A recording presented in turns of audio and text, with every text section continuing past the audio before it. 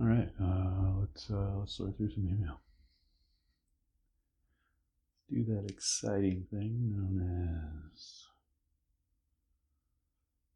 sorting through email. There we go. All right. Let's see here. I'm going to put you down here, I think.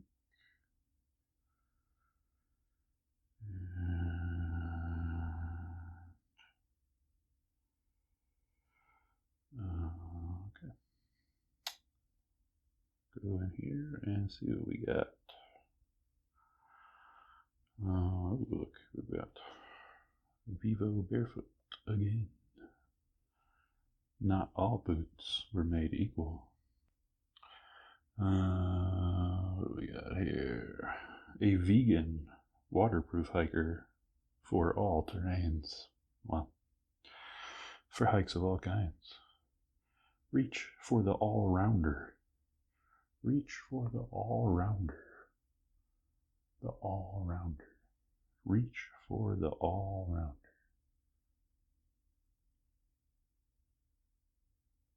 I think there's a joke in there, but I'm going to leave it unsaid. An outdoor classic with a vegan asterisk upgrade. What's the asterisk on the vegan thing here? I'm not a vegan myself, but I'm not against it. It's just a lot of work, and I like meat. Where's the asterisk? Here's the asterisk. The main materials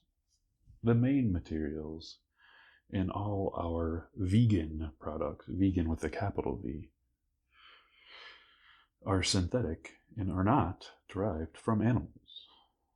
We don't yet have the transparency we need over the production of all the small components, such as adhesives and dyes used in these products, to ensure they meet vegan best practices. Now vegan is only lowercase, so the significance of it has shifted, I guess, in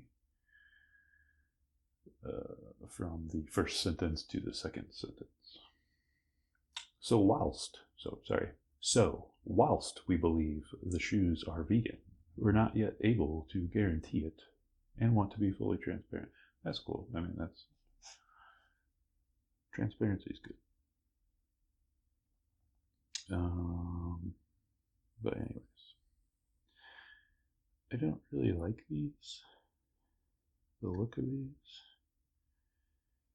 and like these ones require tying. Actually, I think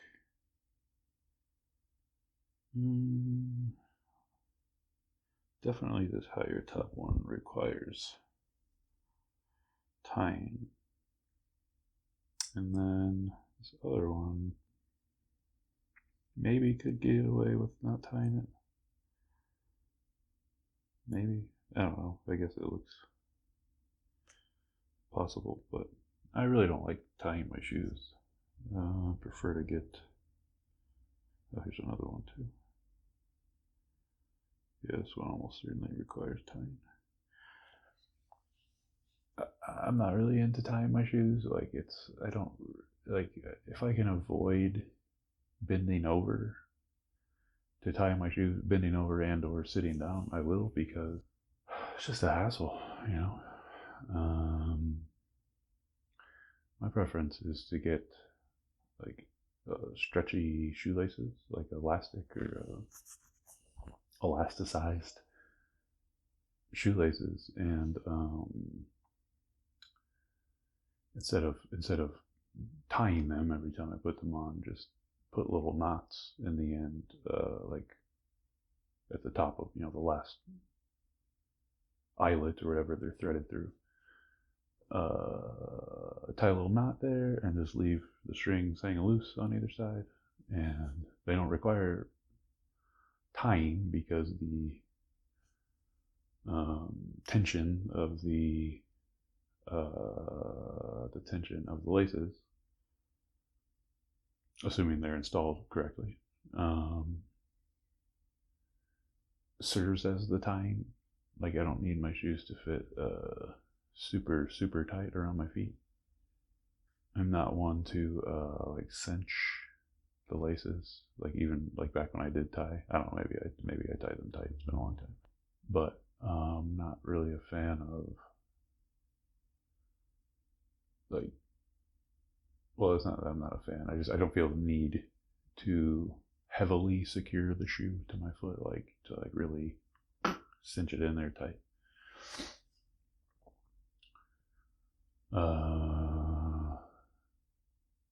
So those, I like the elastic laces. I think the ones they have are called, I always want to call them extends, but they're not extends. I think that's a pill that is meant to do something else, regardless of whether or not it works. They're not called extends. They're not called expands. They're not called extends. Maybe they are called expands. I didn't think about that. Anyways, they are laces that are stretchy and also incredibly expensive. They're like, I mean, I haven't bought them in a few years, but the last time I purchased some, they were like $10 a piece. I think, if I remember correctly, I found like a 3-pack that was a few dollars savings, a few dollars off the normal price. But it's still like really, really expensive shoelaces. And then the frustrating thing is, so like I have a pair of those and some boots that I have that I've had for a little over 2 years. Yeah, a little over 2 years. And there's like one section of the lace on both shoes where it's like towards the top. It's on like, I think it's on the inside of the shoe on both sides. So it's like, so they mirror each other. There's a symmetry to it, and it's in the same location in terms of like the eyelid of the shoe. It's the section between the penultimate and the last eyelid. And for some reason, the lace is like, what's the word I'm looking for? Fraying. I'm not sure how. Like I can't tell what it's rubbing on. And it's very unusual to me that it's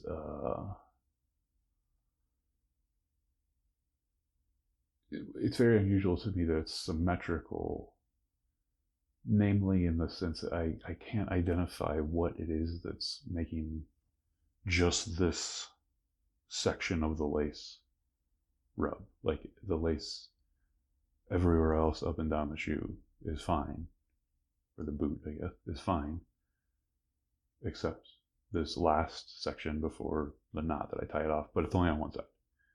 It's the inside, the one that ends up being the inside lace, not the one on the lateral edge, but the inside edge.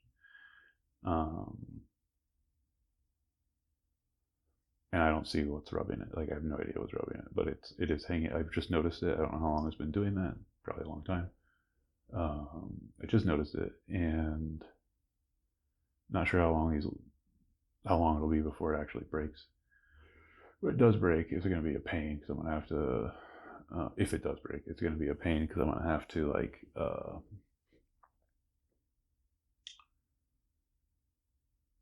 remove the lace, which should be easy enough. But then like I have to get the knot out of the side that isn't broken, because it's pretty likely that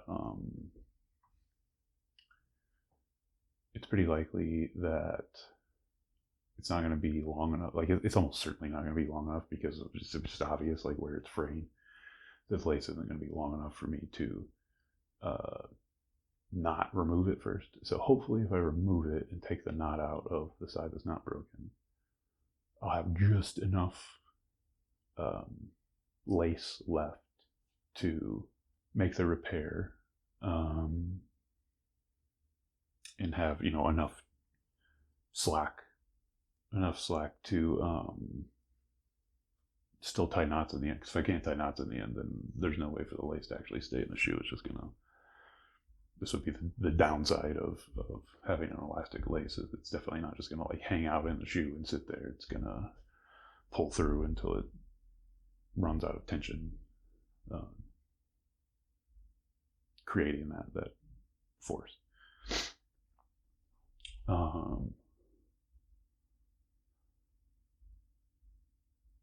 So yeah, hopefully I'll have enough lace left to fix them. Of course, I don't know what I'm gonna be able to do to prevent it from rubbing again, but it's just irritating because there's laces that have lasted like 2 years essentially, and I don't wear these boots all the time. Like I wear them probably most of the time, but not all the time. They're definitely my primary shoes, but they're not the only things I wear. And for $10, I like my shoelaces to last for longer than 2 years. Like especially considering that like they're not being used for sport, they're not being used in like I don't go hiking in these shoes. I don't. And even if I did, like if I go hiking, what am I doing? I'm walking on dirt instead of a sidewalk. It's like, what's the difference between walking on dirt and walking on a sidewalk as it pertains to the laces, which are like where it's rubbing, it's so far away from the ground. It's up, an inch or two above my ankle. And I'm not, like if I go on a trail, I'm not like falling or like scaling rocks or something. It's just like walking. Like the most extreme aspect is, oh, I'm walking uphill or I'm walking downhill, and instead of man-made pavement, human-made pavement underneath me, there's freaking dirt and rocks and maybe grass. I don't know how this would have any extra tear on the laces. Point being that like not really a hiker, but if I go hiking, they're not, and I wear these boots, they're not really taking on any extra wear and tear. The soles may be, the laces are not. I guess, maybe exposure to dryness could be creating the issue, but again, it's just in one spot. It's like an inch of the lace. A lace that's guessing 30, 40 inches long, probably. So it's illogical to me that it's just, or that it would be like dry rot, but it's just in this one place, or that it would be like, like something elemental, I guess, weather related, climate related, something like that.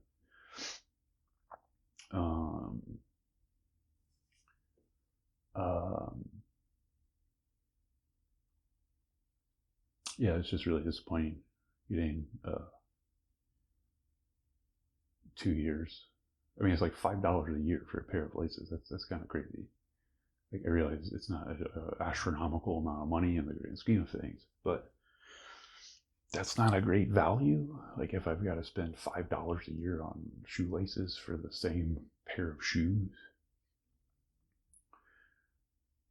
of which have their own quality control issues, and those are Vivo Barefoots. Like I like the aesthetics of their designs more than most barefoot shoes.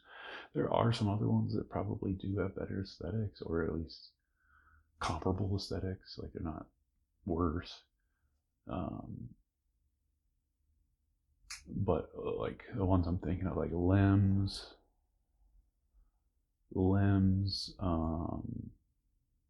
Most of those are the soles are way too thick for my preferences. I prefer to be in like a 4 to 6 millimeter range, maybe 7. I don't know if I've had 7, but I did just get some new, I guess like waterproof boots, but they're not really boots. They're like high tops, basically. Like high tops that aren't very high. I don't know, like mid tops. They probably are more like mid tops. I don't know. I have to compare them to a pair of like high top sneakers, but they're probably like slightly shorter than high tops, which I guess would make them a mid top. But like they're not. I don't know. It might be a little too tall to be a mid top. I'm not sure. Anyway, they're supposed to be waterproof. So far, I think they are, but I haven't really had a chance to like test them in a puddle or rain or anything. And the snow I've walked through hasn't been very deep, which is a good thing because they're definitely not waterproof in a holistic sense. The tongue is not sealed to the shoe, so there's big gaps. So if any snow got like under the laces or the tongue, like in between the tongue and the body of the shoe, it would make my feet wet for sure. And they don't. I was just talking about how I don't like to cinch my laces. Well, I've actually tried to cinch these because these are shoes I will, or was figuring I would have to like tie in some way or secure in some way in order for them to function as a snow boot or a waterproof shoe or whatever. But they is the tightest that I can get them. There's like still like a huge gap between like the back of my ankle and the shoe. So like I definitely have observed in the past that like if I am walking, I tend to, not intentionally of course, I tend to kick up like snow. Like when I take a step, it like kicks up, and I can often like it's like it like kicks it up and then it drops into the back of my shoe. I don't know if it's coming from the opposite foot or the same foot. I have to think about that. But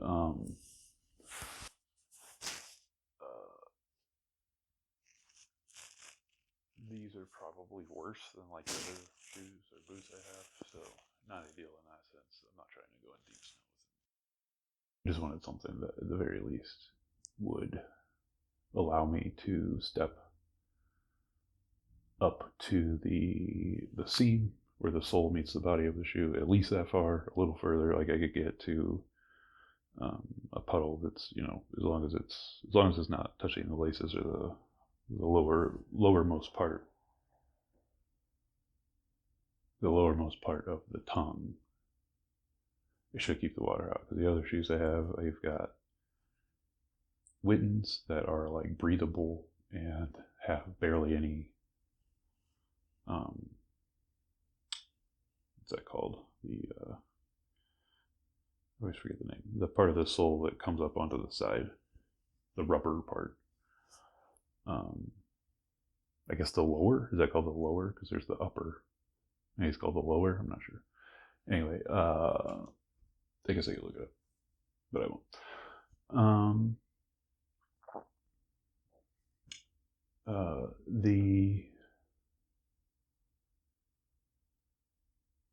Those have basically no lower, what I'm going to call lower, and they have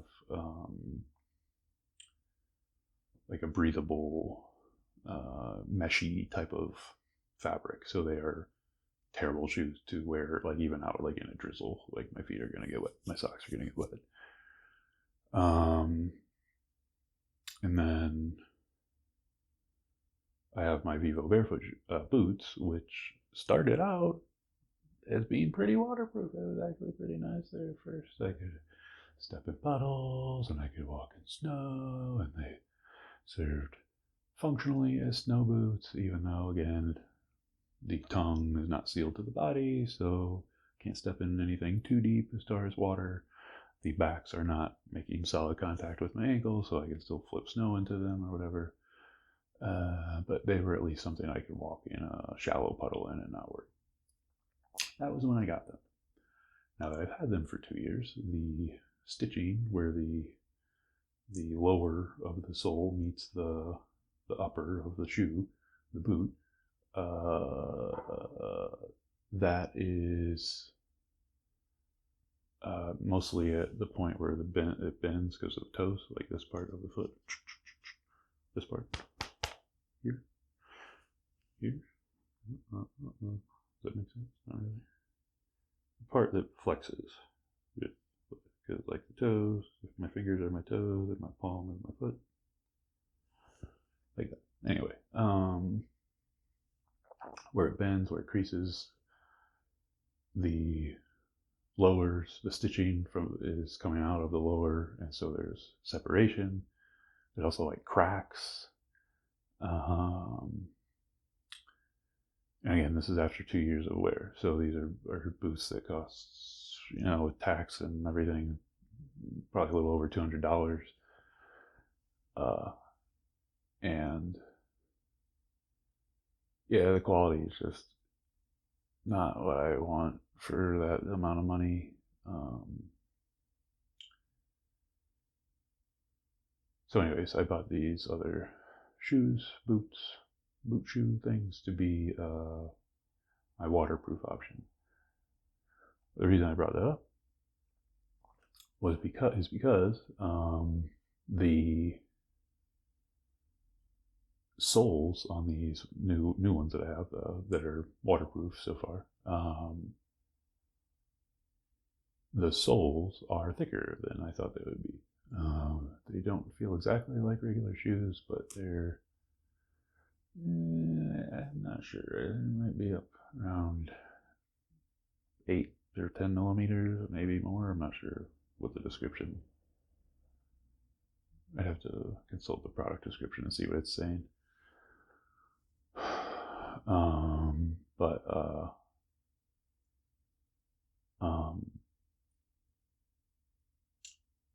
The reason I was talking about that is because of limbs, and the limbs are similarly thick, maybe even thicker than what I have.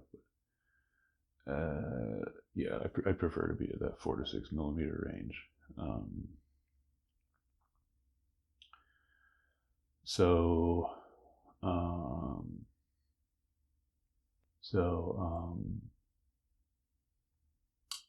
But limbs does have does compete, I would say, in terms of aesthetics. It's a different design style. It's a little more colorful, I would say. Limbs, they do probably more like bright colors, like rainbow colors, as opposed to Vivo Barefoot, which tends to be more like natural colors or neutral colors or whatever they call it, like whites and blacks and browns and grays, creams. I don't know if I said brown, but brown, shades of brown, tan, and stuff.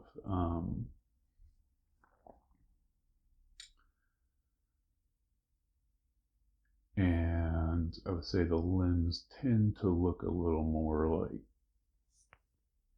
popular footwear, modern, like mainstream sneakers or whatever, hiking boots and stuff.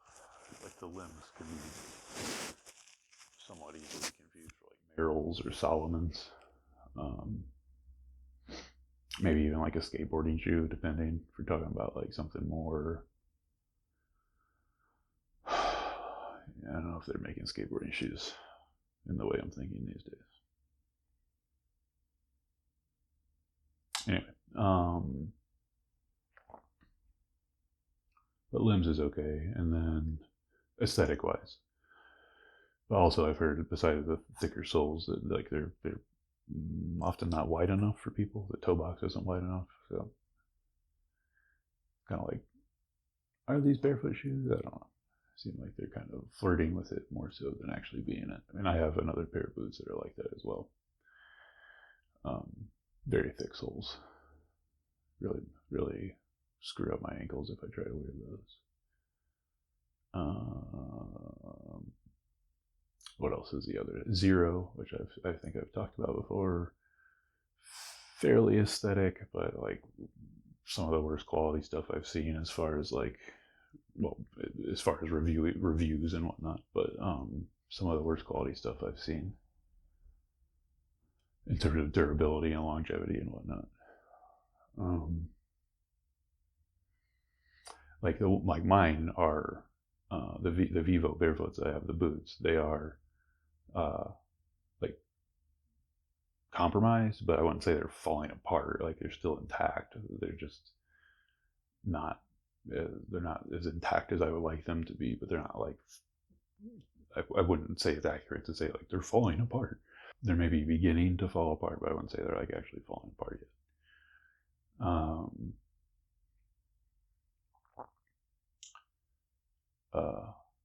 But like the zeros, probably if I had, something comparable, whatever the most comparable thing is to the, should probably be like the Denver, I think, if I remember correctly, like the canvas Denver of the zero shoes. That's the model Denver. They'd probably be like in pieces by now, just based on what the soles would be in great shape, but they'd be completely disconnected from the rest of the shoe. What else is aesthetic? Like Feel Grounds is fairly aesthetic, but like they're, I think, in the UK. So is Vivo Barefoot, but I'm trying not to order stuff from the UK. It's just like if it needs to be returned, or like if it needs to be returned, it's like clothing. I don't know if it's gonna. I mean, not clothing per se, but like I have to trust that like I'm not ordering the right size and that it's gonna like be adequate as far as like the features I'm looking for in the shoe. Being a barefoot shoe, or being aligning well enough with what a barefoot shoe needs to function like, or needs to allow the foot, how it allows the foot to function.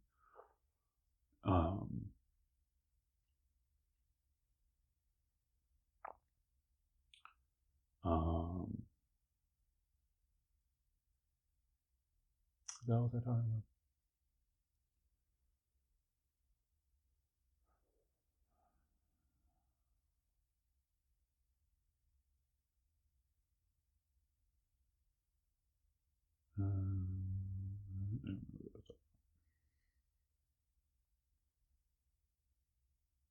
Almost have it. Pretty good. Anyways, I've lost my train of thought. But we did manage to get through one email, so that's pretty good. Go ahead and delete that. Here's a Rascal Apparel. Rascal Apparel, pretty decent prices, I have to say. Like their normal prices aren't terrible. Like their full price, I'm talking about mainly on their jeans. Their full price, I'm talking about mainly on their jeans. When I'm referring to this company, because that's the only thing I've ever ordered from them. Rascal, spelled Raskol. They are making, I guess, producing, ordering from China, something to that effect.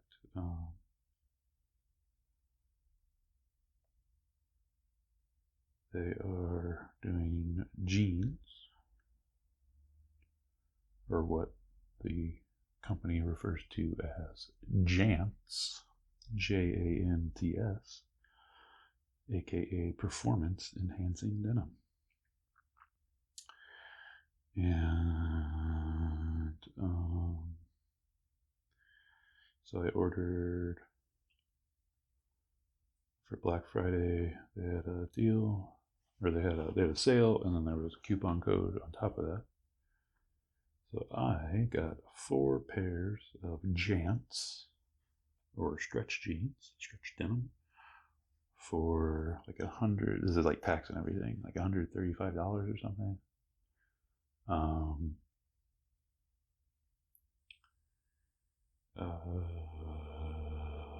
So that's pretty good. And I do usually end up having to dye them. So like the blue jeans are kind of the dark blue jeans are kind of an unappealing blue to me. They're like too medium. And I ordered some gray ones that I thought would be dark, because in the photo they're nice and dark, and they came in fairly light. I might give it a shot as light, but I'll probably end up dyeing them darker, just because I'm not a big fan of wearing light colored clothing, because I'm always concerned I'm gonna like get something on it and then like have a stain or something. I don't want to deal with that.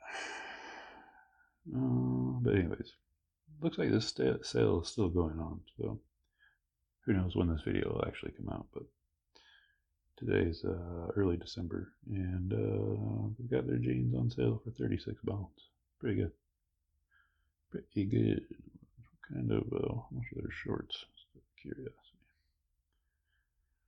Shorts are 32, so not as good of a deal because they're,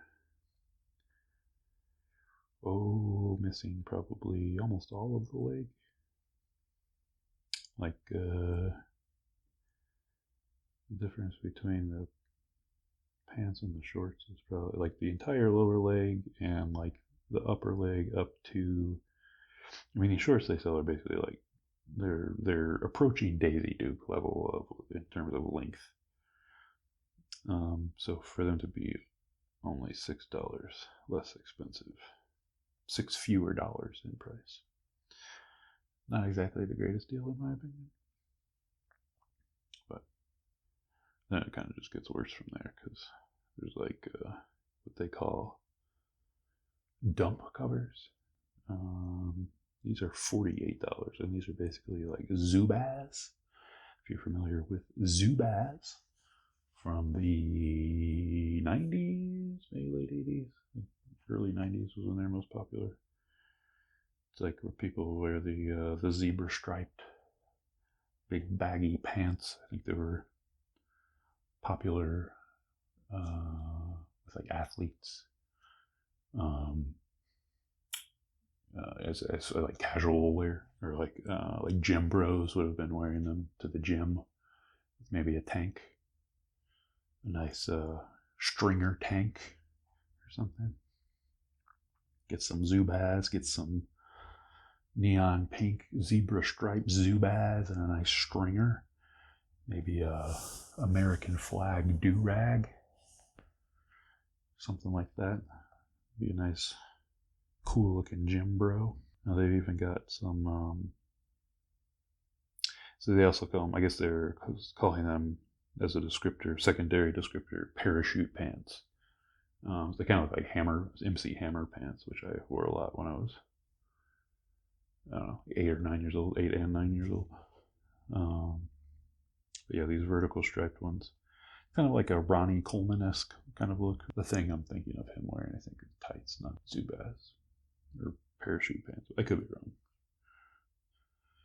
I could look all this stuff up.